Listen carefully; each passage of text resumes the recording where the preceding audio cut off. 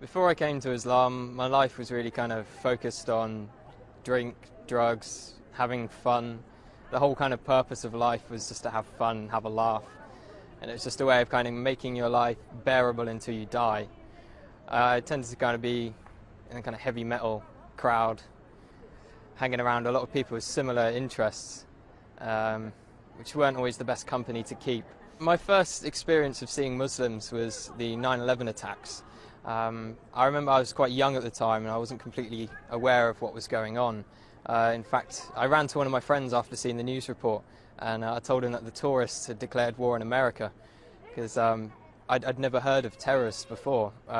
As the war was unfolding and I was seeing more and more about the war in Afghanistan, I started understanding that these people were Muslims and that the Muslims were doing these horrible atrocities across the world. So from that kind of media bombardment, I started getting a strong hatred for Muslims. So much, in fact, I tried to join the army 3 times with the goal of wanting to go over there and kill as many of these people as I could, to do my bit for the country and to make it a bit safer for my family. I thought they were kind of the big evil of the world. I started hearing a bit more about Islam. It was the last time I was applying for the army. I came across this radio station. It was at a time when I was listening to conspiracy theory radio and things like this. And it was a radio station from the American government called Tariq. And it was talking about the life of the Prophet ﷺ. It just didn't sound right to me that people would follow him from all these evil things they were saying about him.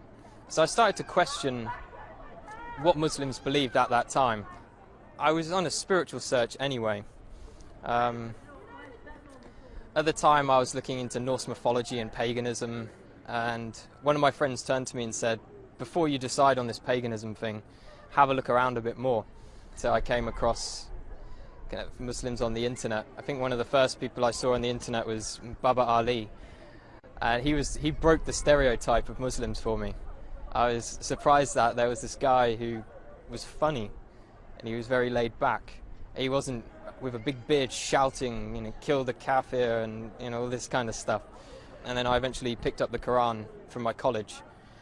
When I had it, I actually thought I was picking up a terrorist handbook, and I was a bit worried that MI5 were going to come after me as soon as they saw me take it out of the library. But as soon as I started reading the book, it hit me immediately. And I couldn't stop reading it. It sank deep into my heart. And as I kept continuing through the different surahs, I remember reading about the people in the fire having boiling water to drink, burning their throats. And as I could read this and I was living this awful life, I could feel my throat burning, and I could feel kind of how real this thing was and how I had to change. The first day I went to the mosque, I spent all day there reading, and my mum called me in the evening and asked me where had I been all day, and I said I was at a mosque. She was like, what? No, you can't be at a mosque, you're a Christian. Christians don't go to mosques. And she was very, very shocked and thought I was going down a bad path. That was my mum's original reaction. After a while she started to accept it. She'd done a lot of crying. I'm not too sure why she was crying. I think she felt I was rejecting everything she'd taught me. A lot of people say when they find Islam, it's as if they've come home. And that's just the feeling I get. It's as if me in the past wasn't me at all. I was being controlled by something else. Only good things have happened since I've become Muslim. My life is sorted out, and I've never had so much going on in my life at one time. If I was going to give advice to someone else who is thinking about Islam, I'd definitely tell them to come to the mosque and speak to a man of knowledge, not search the internet for the answers.